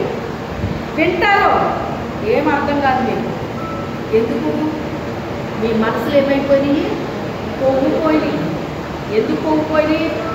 మీకు మంచి గృహాలు ఇచ్చాను, మంచి ఆస్తులు ఇచ్చాను, పొలాలు ఇచ్చాను, ధనం ఇచ్చాను, అన్నీ ఇచ్చాను. మీ మనసు ఏమైపోయింది? పొంగిపోయింది. పొంగిపోయింది. పొంగిపోతేమో జాగ్రత్త. మీరు అందులోకి ప్రవేశించిన తర్వాత పొంగిపోతేమో జాగ్రత్త అంటున్నాడు అన్న. కష్టాల్లో దేవుడు గుర్తుంటాడండి బాగానే. సుఖంలో తక్కువ గుర్తుంటాడు. సుఖంలోకి వెళ్ళిపోయాక అప్పుడప్పుడు కష్టాలు ఉంటాయన్నమాట. అప్పుడు గుర్తొచ్చేద్దా ఉంటాడు దేవుడు. అలాగ కాదు. నీకు కష్టాలు వచ్చినప్పుడు కాదు దేవుడు గుర్తు రావాల్సింది. అనుక్షణం అనుదినము కూడా గుర్తుండాలి ఆయన. నీ హృదయంలో, నీ జీవితంలో భాగమైపోవాలి ఆయన.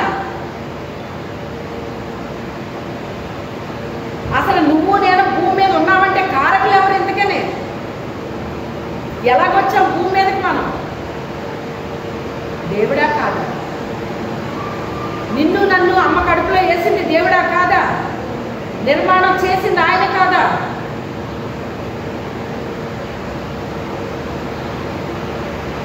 మర్చిపోయాడండి దావీదు. ఎక్కడి నుంచి ఎక్కడికి వెళ్ళాడు? చిన్న గొర్రెలు మంద మేపుకుంటూ ఎక్కడికి వెళ్ళిపోయాడు?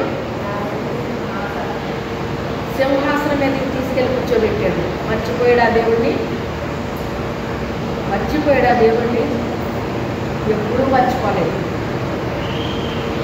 కాస్త సుఖం వచ్చిందంటే మనం మర్చిపోతాం. కాస్త మనకి ఆస్తులు పెరిగినాయి అంటే మర్చిపోతాను. బ్యాంక్ బ్యాలెన్స్ పెరిగితే మర్చిపోతాను. మర్చిపోకండి దేవుడు మాత్రం.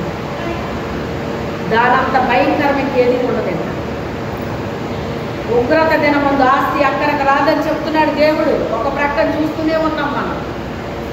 పెద్ద పెద్ద మేళ్ళ పేక మేళ్ళ కూలిపోతున్నాయండి. రోడ్డును పడిపోతున్నారు ప్రజలు. ఏం చేసింది? మేళ్ళు ఏమన్నా భోజనం పెడతాయా మనకి? ఏమన్నా పెడతాయా మనకి? క్షణంలో జరిగిపోతుంది. ఏం జరిగిపోతుందో మనకు తెలియదు. అందుకే మా చిన్నప్పుడు కొంతమంది మీటింగ్స్ పెడితే కొంతమంది సేవకులు వచ్చినప్పుడు ఆ సేవకులు ఏం చెప్పేవారంటే, ఇంటి దగ్గర నేను ఇలా చెప్పొచ్చాను మా మిస్సెస్తో అని చెప్పేవారు. ఏం చెప్పేవారంట? అమ్మా, మీటింగ్కి వెళ్తున్నాను కదా, దేవుడు నన్ను తీసుకోకుండా ఉంటే నేను తిరిగి వస్తాను. దేవుని రాకడ ఒకవేళ ఆలస్యం అయితే నేను తిరిగి వస్తాను. లేకపోతే అక్కడి నుంచి అక్కడే పైకి వెళ్ళిపోతాను. అక్కడ కలుసుకుందాం మనమే అని చెప్పొచ్చాను మా మిస్సెస్తో అని చెప్పేవారండి సేవకులు. అంటే ఎలాగ ఉన్నారో చూడండి, మీరు ఆలోచించండి. అంటే బ్రతుకుంటే ఆయన పని చేస్తాను, చనిపోతే ఎంత సిద్ధపాటు అండి వాళ్ళకి. ఇప్పుడు సేవ ఎలా ఉందంటే 4 రాళ్ళు ఎనకేసుకోవాలి. ఏం చేయాలి? సేవలోకి వచ్చాం కనుక ఏం చేయాలి? 4 రాళ్ళు ఎనకేసుకోవాలి. ఇప్పుడు సేవ ఎలా ఉంది? అప్పుడు సేవ అలాగుంది. అప్పుడు సేవ అలాగుంటానికి కారణం ఏంటి? ఆత్మల భారం ఉంది.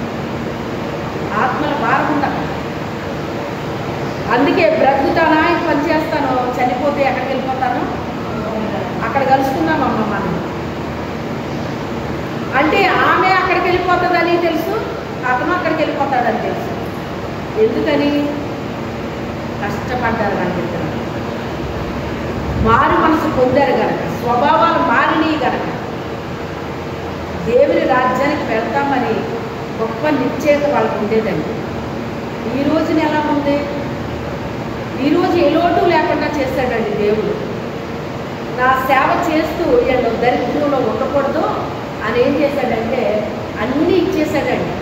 వాళ్ళు పెట్టేదాకా నువ్వు చూస్తా కూర్చోవద్దు, నువ్వు వండుకుని తిను, నీకు అన్నీ ఇస్తానని చెప్పేసి దేవుడు ఏం చేశాడు? ఇప్పుడు అన్నీ ఇచ్చాడండి అందరికీ.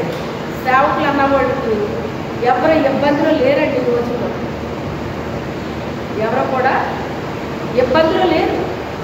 అందరూ సుఖాల్లో సౌఖ్యాల్లో పార్లలో తిరుగుతున్నారు, మేడల్లో ఉంటున్నారు. ఇలాగా చాలా సౌకర్యాన్ని ఇచ్చేసాడండి దేవుడు. సౌకర్యాన్ని ఇచ్చేసాడు కదా అనేసి భోగాలను ఆశించమని కాదు. ఏం చెయ్యాలి? బ్రతుకుట క్రీస్తే చావు అయితే నాకే లాభం, నేను వెళ్ళిపోతాను. అవునా కాదా?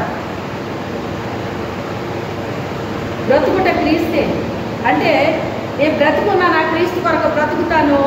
ఒకవేళ నేను చనిపోతానా, ఎక్కడికి వెళ్ళిపోతాను? దేవుని దగ్గరికి వెళ్ళిపోతాను. ఇదండి సేవ అంటే. బ్రతికున్నాము అంటే 4 ఆత్మల్ని దేవుని దగ్గరికి నడిపించాలి. దేవుని దగ్గరికి నడిపించాలంటే దాని అర్థం ఏంటి? పరలోకానికి వెళ్ళాలి. వాళ్ళు ఎక్కడికి వెళ్ళాలి? వాళ్ళు పరలోకానికి వెళ్ళేటట్టుగా మనం వాళ్ళని నడిపించాలండి. వాళ్ళేదో మభ్య పెట్టి వాళ్ళేదో చేసి ఈ రకంగా చేయకూడదండి. ఆయన మహారాజు అయిపోయాడండి, ఏ లోటు లేదండి. కానీ ఆయన ఏం ఆలోచిస్తున్నాడు? ఆ స్థితిలో కూడా తన జన్మ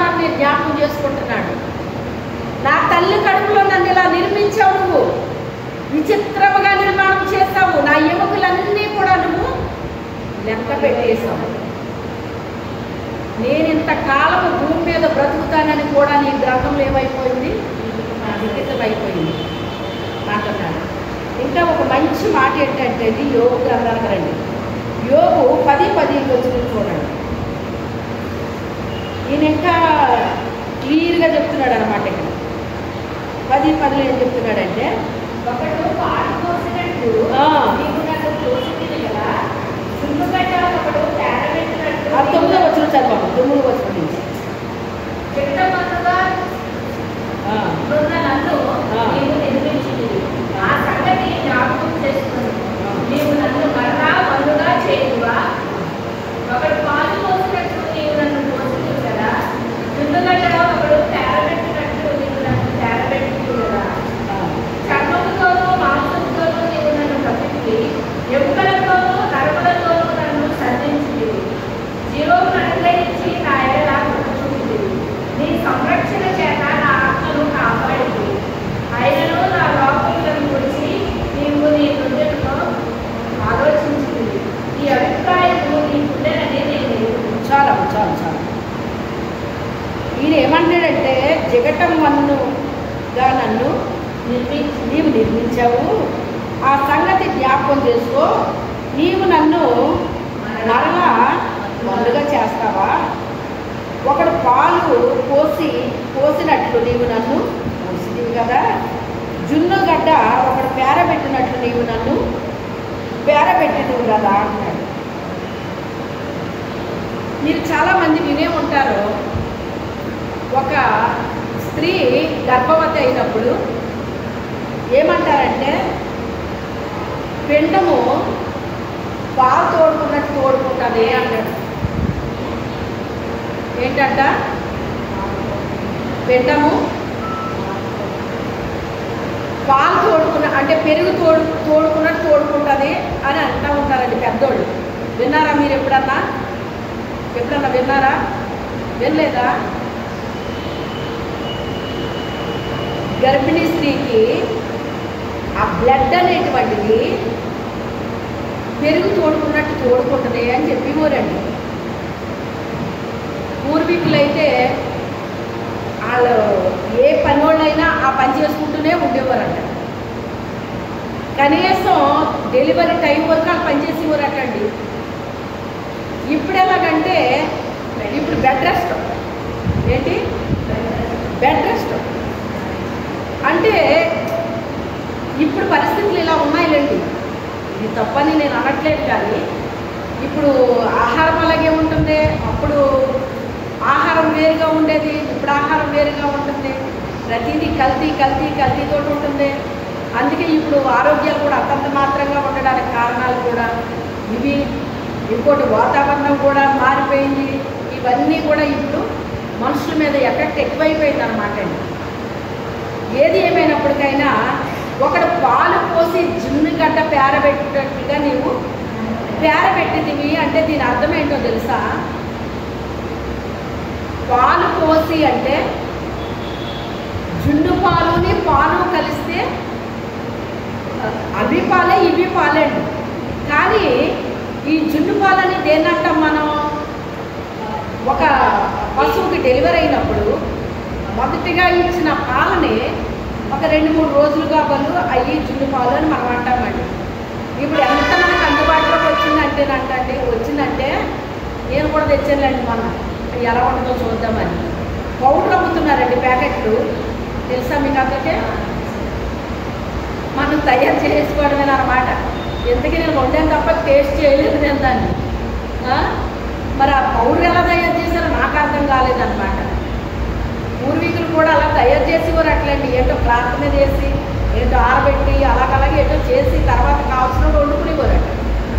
దాని గురించి కాదు కానీ నేను చెప్పేది, ఆ పాలు ప్లస్ మామూలు పాలు కలిపి అందులో కొంచెం బెల్లమని అవన్నీ ఇవన్నీ వేసి జున్ను తయారు చేస్తారు. ఇప్పుడు పెరుగు తోడు పెట్టడం వేరు, జున్ను తయారు చేయడం వేరు. ఇక్కడ జున్ను అనే మాట ఎందుకు వాడాడు? ఇక్కడ ఆ వాక్యం చదివేటప్పుడు కూడా ఆ మీనింగ్ను పట్టుకోవాలి మనం. ఈ మాట పాలు పేరబెట్టినట్లు జున్ను పాలు అన్నట్టు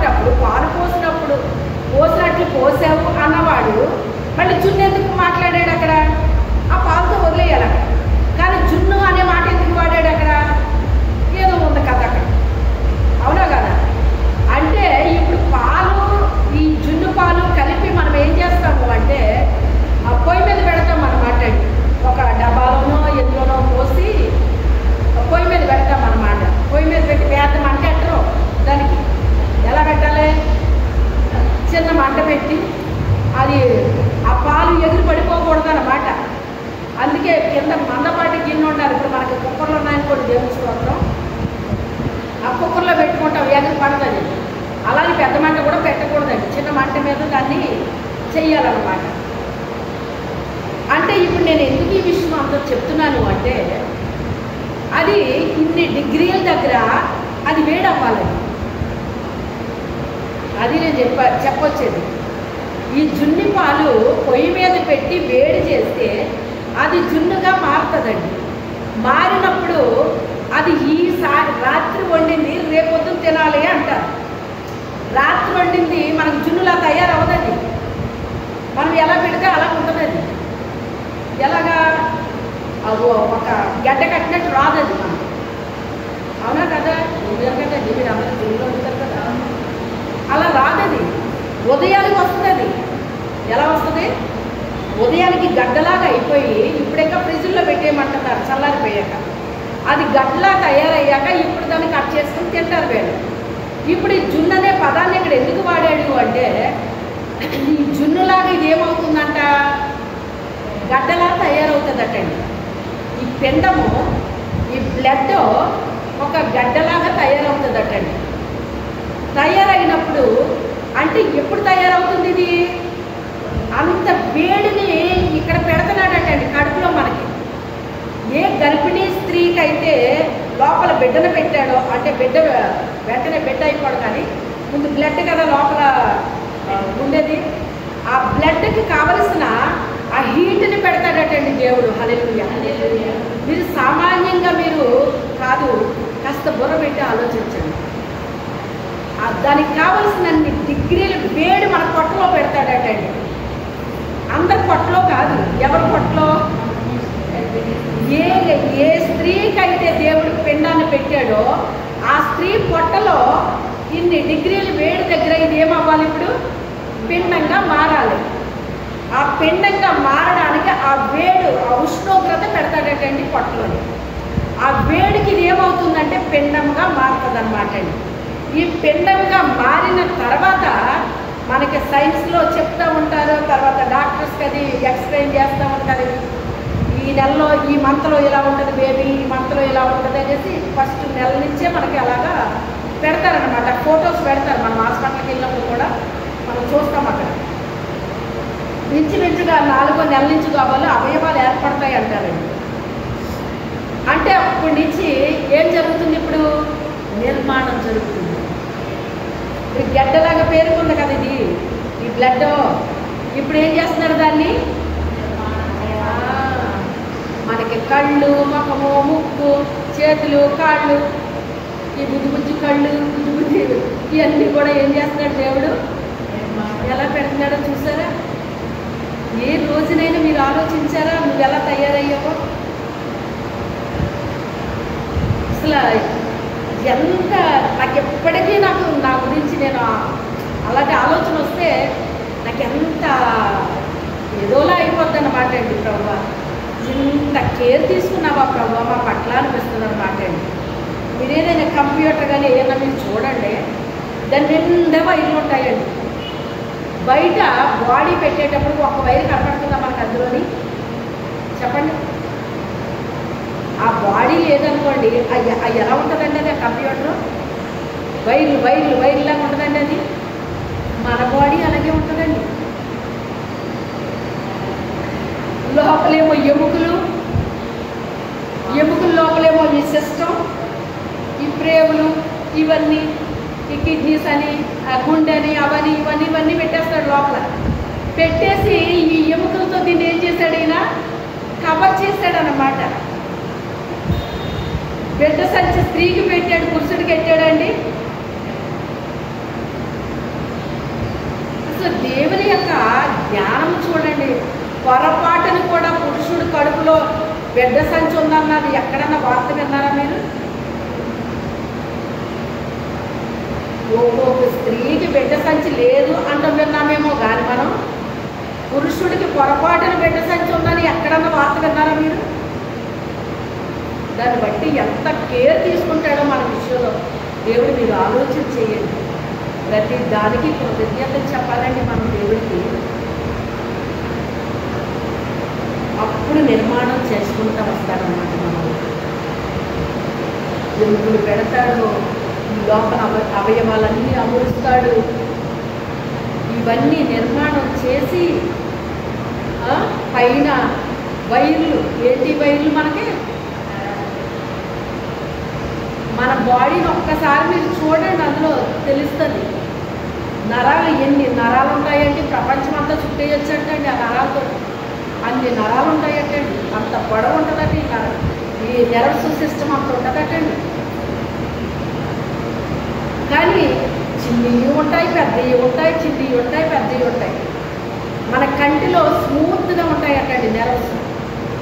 మన కళ్ళు ఇలా ఇలా చూసేసుకుంటూ ఉంటాం మనం. అదే హాస్పిటల్ మీరు చూసుకోండి, ఉంటుకోరా అమ్మ కన్ను అనుకుంటున్నాం, ఏమనుకుంటున్నారు మీరు? చాలా జాగ్రత్తగా సున్నితంగా ఇలాగ అనుకోండి అనేసి మనకు అవి వేస్తూ ఉంటారు. అలా మనం కచ్చి పిచ్చి చూసేసుకుంటాం. ఇక్కడ అంత సున్నితమైన నర్వస్ మన కంటిలో పెట్టాడు దేవుడు. ఎక్కడ పెట్టే నెర్వస్ని అక్కడ పెట్టాడండి మనకు. బ్లడ్ కారుతుంది, ఏదైనా తెగుతుంది, తెగితే మళ్ళీ అది ఆ చర్మం కూడుకుపోయేటట్టుగా దేవుడు పెట్టాడు ఈ చర్మాన్ని. తెగింది, ఇక్కడ యాక్సిడెంట్ అయింది, ఇక్కడ చర్మం పోయింది, అందుకే ఇలా ఉన్నా అని ఎక్కడన్నా ఉందండి? వచ్చేస్తుందా లేదా చర్మం? గోరు ఊడిపోతే గోరు వచ్చేస్తున్నాయా లేదా? జుట్టు ఊడిపోతుంది, జుట్టు వచ్చేస్తుందా లేదా? దేవుడు ఎలా క్రియేట్ చేశాడో చూసారా మనల్ని? ఎంత గొప్ప దేవుడు అండి ఆయన. ఏమీ లేదు, ఏమీ లేదు, ఏమీ లేదు అంటారండి. ఏం కావాలి నిన్నే తయారు చేశాడు ఆయన. యాక్చువల్గా నీ లోపల ఉన్న కిడ్నీలకి, హార్ట్కి, ఈ అవయవాలన్నిటికీ అంట లక్షలు అయిపోద్దట మనకి.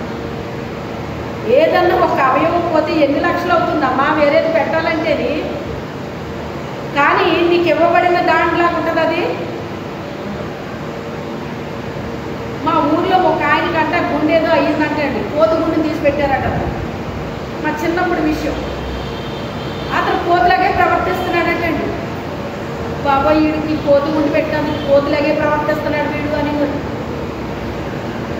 చూసారా? మరి కోతి లేకుండా పోతే మనిషిలాగా ఎందుకు ఉంటుంది? అందుకే కోతి అంటారు. అయ్యే కోతి వేషాలుగా అంటారు. అంటే కోతిలాగా నువ్వు చేయకూడదు, నువ్వు మనిషివి అని దాని అర్థం అనమాట. ఎంత దేవుడు మనల్ని ప్రేమించాడో ఆలోచించాలండి. మనల్ని ఎంత ప్రేమిస్తే ఎంతగా మన మీద ఫోకస్ పెడతాడండి దేవుడు. ఈ కడుపులోకి ఈ బిడ్డకి మళ్ళీ గాలి వెళ్ళాలి అనేసి ఈ బొడ్డు ద్వారా గాలి వెళ్ళేటట్టు పెట్టాడటండి. చూసారా?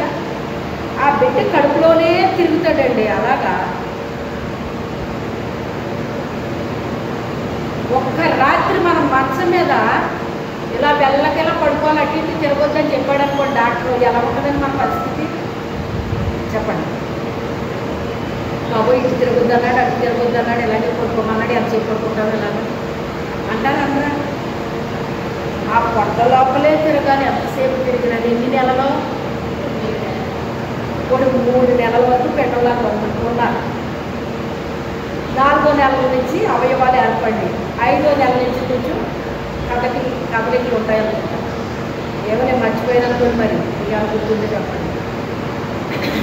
అక్కడి నుంచి తిరగడం ప్రారంభించిన ఈ బిడ్డ ఎప్పటి వరకు తిరుగుతాడు? 9 నెలల పైనే తిరుగుతూ ఉంటాడు లోపల. ఎలాగ అమర్చాడో చూసారా దేవుడు. ఆడికి బయటికి రావడానికి వీలు పడితే ఇంకా లోపలే తిరగాలి.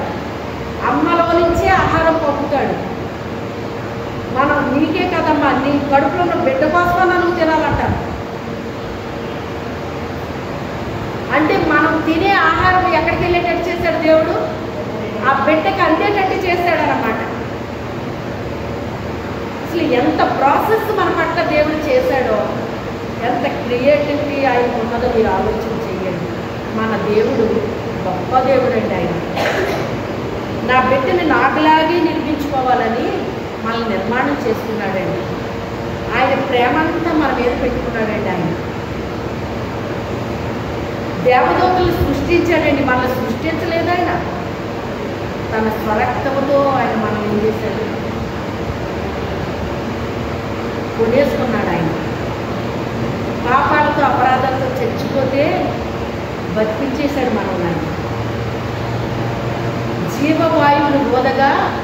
జీవాత్మ వచ్చింది, కదలికలు వచ్చినాయి, ఊపిరి ఊదాడు ఆయన. మన ఊదితో బెలూన్ ఇంత లావస్తుంది, ఆ మూత వదిలేస్తే మొత్తం పోయి సప్పగైపోతుంది. మనలో జీవవాయువు ఊదితే మనకేమొచ్చింది? జీవం వచ్చింది, కదలికలు వచ్చినాయి, బ్రతుకుతున్నాం. కొంతమంది అంటూ ఉంటారు, ఈ ఊపిరి ఉన్నంత వరకేనండి, ఏముందండి, ఊపిరి పోయిందంటే ఏముండదు, ఈ ఊపిరి ఉన్నంత వరకేనండి, అది నాది ఇది నాది అంటారండి. మరి అంతే, మరి ఎవరైనా అంతే, అన్నవాళ్ళు అంతే, విన్నవాళ్ళు అంతే కాదంటారా? అన్నవాళ్ళు అలాంటి వాళ్ళే, విన్నవాళ్ళు అలాంటి వాళ్ళే, ఏళ్ళ ఉండరు అలా ఉండరు. మన దినాలన్నీ ఎక్కడ రాసేసారు ఆయన? ఎప్పటి వరకు మనం బ్రతుకుతామో ముందే రాసేసాడంట ఆయన. ఎప్పుడైనా ఆలోచన వచ్చిందా మనకు? ఈ రోజు నుంచైనా ప్రభువుని, నాయన నన్ను ఇలా నిర్మాణం చేసావంటే నువ్వు ఎప్పటి వరకు నాకు తెలియదయ్యా, నా మీద ఇంత ప్రేమ నువ్వు చూపించావా తండ్రి? తల్లి నీ పట్ల కేర్ తీసుకున్నా తీసుకోకపోయినా ఎవరు కేర్ తీసుకున్నారు? దేవుడు కేర్ తీసుకున్నాడు. ఎందుకని? ఆయన బిడ్డలము కనుక మనమందరం ఎవరమండి? ఆయన బిడ్డలమండి. ఆయనండి మనకి జన్మించింది. అమ్మ ద్వారా నాన్న ద్వారా వచ్చావు రైతే, కానీ భూమి మీద పడిన తర్వాత నువ్వు బ్రతుకు అని చెప్తే కానీ బతకలేదంటే మనిషి. ఎహెజ్కేలు 16వ అధ్యాయంలో ఈ మాట ఉంటుంది మనకి. నువ్వు బ్రతుకు అని చెప్తే అప్పుడు నువ్వు బ్రతికావు, అప్పటి వరకు రక్తంలో పొదుగుతున్నాను అంటాడు అక్కడ. బిడ్డ పుట్టగానేనంట కాళ్ళు పట్టుకుని డాక్టర్ ఏం చేస్తాడటండి? ఇలా ఇలా ఆడిస్తాడటండి. అంటే ఈ లోపల దేవుడు మనకి ఆక్సిజన్ పెట్టాడు. ఈ లోపలది అలవాటు పడిపోయిన బిడ్డ బయటకు వచ్చిన తర్వాత అంటే ఈ బయట ఉన్న ఆక్సిజన్ను ఆ బిడ్డ అది స్వీకరించేంత వరకు, ఇప్పటి వరకు ఒక దాంట్లో అలవాటు పడిపోయాడు. ఇప్పుడు బయటకు వచ్చాడు, బయటకు వచ్చేటప్పటికి మొత్తం ఆక్సిజన్ ఫుల్ ఉంది. ఇక్కడ అలా ఉండదు. మీకు తెలుసు, కొంతమందికి ఏదైనా ఆయాసం వచ్చినప్పుడు హాస్పిటల్లో పెడితే ఏం పెడతారు? నీకు మాత్రమే పెడతారా? నీ పక్కోడికి నీకు కలిపి పెడతారు? అది నీకు మాత్రమే పెడతారు. అలాగే పొట్టలో కూడా మనకు మాత్రమే పెడతారు. అది ఇప్పుడు బయటకు వచ్చాక ఎలా ఉంది? మొత్తం అందరికీ ఇచ్చాడు ఆక్సిజన్. ఇది మొత్తం భూమి మీద, భూమి క్రింద, భూమి పైన ఉన్న ప్రజలందరికీ ఆక్సిజన్ ఇచ్చాడు. అక్కడికి వచ్చేటప్పటికి ఫుల్ అయిపోయింది అనమాట. ఇప్పుడు మనకి అయిపోయి దీన్ని మనం కొంచెం గ్రహించడానికి ఏం పడుతుందట? కొన్ని నిమిషాలు, కొన్ని సెకండ్స్ పడుతుందటండి. అది గ్రహించేనే తప్ప వీడు కేవలం ఆడవడు అనమాట. ఎందుకు ఏడుస్తున్నాడు? కంగారు పడిపోతున్నాడు. లోపల ఇంత లేదు, బయట ఏంటి ఇలా ఉందేంటి అనేసి కంగారు అయిపోయి వాడు ఏడుస్తాడటండి. ఏడిస్తే పర్వాలేదు, వీడు బతికాడు, వీడు గ్రహించాడు, ఈ భూమి మీద ఉన్న ఆక్సిజన్ వీడు పీల్చుకున్నాడు అని అప్పుడు డాక్టర్ గారు పర్వాలేదు వీడు అని మనకేమిస్తారు? సర్టిఫై చేస్తారన్నమాట. అప్పుడు తీసుకెళ్ళి ఏం చేయాలో చెయ్యిందని చెప్తారన్నమాట. ఎంత ప్రాసెస్ మనకి చేసాడండి దేవుడు అమ్మ కడుపులో. ఎంత చేస్తే ఏ రోజునైనా కృతజ్ఞతలు చెల్లించావా? ఈ రోజు దాకా నీకు ఎన్ని సంవత్సరాలు ఆలోచించుకోయి ఇప్పటికి ఈ విషయం నీకు తెలియదు. ఇప్పుడు ఒక కృతజ్ఞత ఆయన చెప్పావా? చెప్పలేదు. అయినా నేను కాపాడుతున్నాడా లేదా దేవుడు? ఈరోజు నీకు చెప్పాడు, నీ జన్మ రహస్యం చెప్పాడు దేవుడు. ఇప్పటి నుంచి ప్రార్థనలో జ్ఞాపకం చేసుకుంటారా లేదా? అయ్యా నన్ను ఇంత ఎలా తయారు చేసావంట, నా పట్ల ఇంత కేర్ తీసుకున్నావంట, ఎంతసేపు ఇది నాది అది నాది అదే అలాగే చేయలేదు దేవుడు, ఎలా చేయలేదని నీ మీద నిష్ఠూరంగా మాట్లాడానయ్యా. నువ్వు నన్ను ఇంత శ్రద్ధగా నా పట్ల ఇంత కేర్ తీసుకున్నావని నాకు తెలియదు నాయన. అమ్మ కడుపులో వేసింది నువ్వే, నన్ను నిర్మించింది నువ్వే.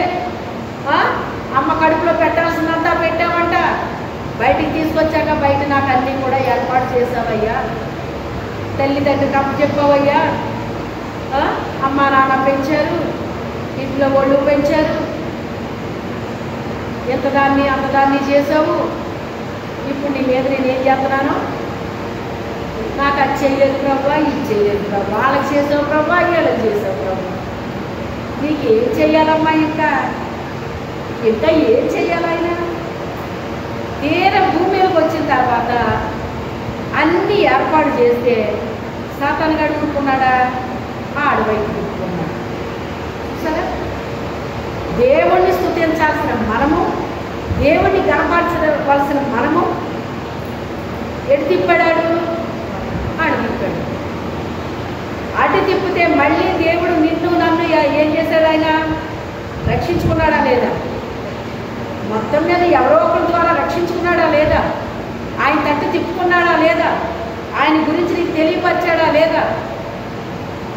నీ కొరకు ఎప్పుడో చెల్లించేశానమ్మా. నువ్వు చేసిన పాపాలకి నేను గల చెల్లించేశాను. నువ్వు సాతానికి, లోకానికి, పాపానికి దాసురాలుగా ఉండొద్దు. ఎవరికి దాసులుగా ఉండాలి మనం? దేవునికి సేవ చేసే వాళ్ళగా ఉండాలండి. సేవ అంటే ఇలా ప్రసంగాలు చేయటమే సేవ కాదండి. దానియేలు ఏమన్నాడు? నా సేవకుడు అన్నాడు. మోషే ఏమన్నాడు? నా సేవకుడు అన్నాడు. దావీదు ఏమన్నాడు? నా సేవకుడు అన్నాడు. దానియేలు ఏమన్నాడు? సేవకుడు అన్నాడు. మరి వీళ్ళందరూ సేవ చేశారా? వాళ్ళకి ఇవ్వబడిన పనులు వాళ్ళు చేశారండి. మనకి ఇవ్వబడిన పనిని మనము కూడా చెయ్యాలండి. మనకి ఇవ్వబడిన మనం చెయ్యాలి. ఏ పని మనకు అప్పగించాడో ఆ పనిని మనము నమ్మకంగా, యథార్థంగా కష్టపడి మనము చెయ్యాలండి. ఒక స్థాయికి వెళ్ళిన తర్వాత కూడా దావీదు దేవుడు మర్చిపోయాడండి? మర్చిపోలేదు. అతని జన్మాన్ని జ్ఞాపకం చేసుకుంటున్నాడు. ఒక మహారాజు అయిపోయాడు ఆయన. ఏ లోటు లేదు ఆయన. కానీ కథ, ఆయన నిర్మాణం ఎలా జరిగిందో మర్చిపోయాడు ఆయన. మర్చిపోలేదు. ఈరోజు నువ్వు కూడా ఆయన జ్ఞాపకం చేస్తాడు. నువ్వు ఎలాగా నీ తల్లి కడుపులో నిన్ను నిర్మాణం చేసుకున్నాడో, నీ పట్ల ఎంత కేర్ తీసుకున్నాడో, నువ్వు లోపల ఉండడానికి ఎన్ని అమర్చాడో, బయటికి వచ్చిన తర్వాత నీకు ఎంత చేశాడో నీ కోసం, అవన్నీ కూడా మనం ఏం చేయాలండి? దేవుని ప్రభా, ఇంత నా కోసం చేసావని నాకు తెలియదయ్యా. ఇంకా ఏదో నువ్వు ఇవ్వలేదు, ఏదో నువ్వు చేయలేదు అన్న ఇందులోనే నేను ఉండిపోతున్నాను తప్ప నా కోసం నువ్వు ఇంత చేసావని నాకు తెలియదయ్యా. ఇంత చేసావా తండ్రి అని చెప్పేసి మనం ఏం చేయాలో తెలుసా? దేవుడికి కృతజ్ఞతాస్తుతులు చెల్లించాలి. ఏం చేయాలి? ప్రతి దినము కృతజ్ఞతాస్తుతులు చెల్లించాలండి. దేవుడు ఏమైపోతాడో తెలుసా? పొంగిపోతాడు. అలా చెప్పబట్టి ఏమైపోతాడో? పొంగిపోతాడండి. ఓన్లే ఇప్పటికైనా నువ్వు తెలుసుకున్నావు, నేను ఇలా నిర్మించానని, నేను ఇలా సిద్ధపరిచానని, ఇలా చేశానని ఇప్పటికైనా నువ్వు తెలుసుకున్నావు, గ్రహించావు. ఆ కృతజ్ఞత నీకుంటే చాలమ్మా అని మన విషయంలో ఏమైపోతాడు? ఆయన పొంగిపోతాడండి, ఆనందిస్తాడండి. దేవుడిని మనం ఏం చేయాలో తెలుసా? ఆయన సంతోషపెట్టే బిడ్డలుగా మనం ఉండాలి. ఆయన ఆనందింపచేసే బిడ్డలుగా ఉండాలి. ఆయన గణపరిచే బిడ్డలుగా ఉండాలి. ఆయన మహిమపరిచే బిడ్డలుగా ఉండాలి. ఆయన్ని నామాన్ని గొప్పగా చేయాలండి. మనం ఆయన గురించి గొప్పగా మాట్లాడాలండి, గొప్పగా బోధించాలండి, గొప్పగా ప్రకటించాలండి. చేస్తున్నామా? అవన్నీ మనం చేస్తున్నామా? లేదు. చెయ్యండి, చెయ్యండి. ఆయన గొప్పగా చెయ్యండి. ఆయన గొప్ప దేవుడు అండి. ఆయన సర్వశక్తి కలిగిన దేవుడు. మీ జీవితంలో ఎన్నో కార్యాలు, మనుషుల వల్ల అసాధ్యమైన కార్యాలు కూడా సాధ్యం చేశాడు ఆయన. మరి గొప్ప దేవుడు కదా నీకు? మనిషి చేయింది నీకు చేశాడు, గొప్ప దేవుడు కాదా నీకు? ఆ గొప్ప దేవుడిని గొప్పగా మనం ఆరాధించాలి, గొప్పగా స్తుతించాలి, గొప్పగా కనపరచాలి, గొప్పగా మహిమపరచాలి. ప్రతిదీ గొప్పగా చేయాలని. మన దేవుడు ఎలాంటి వాడు? గొప్ప దేవుడు. ప్రార్థన చేసుకుందాం, మోకరించండి. ఎవరికి వారి కొద్ది నిమిషాలు ప్రార్థన చేయండి.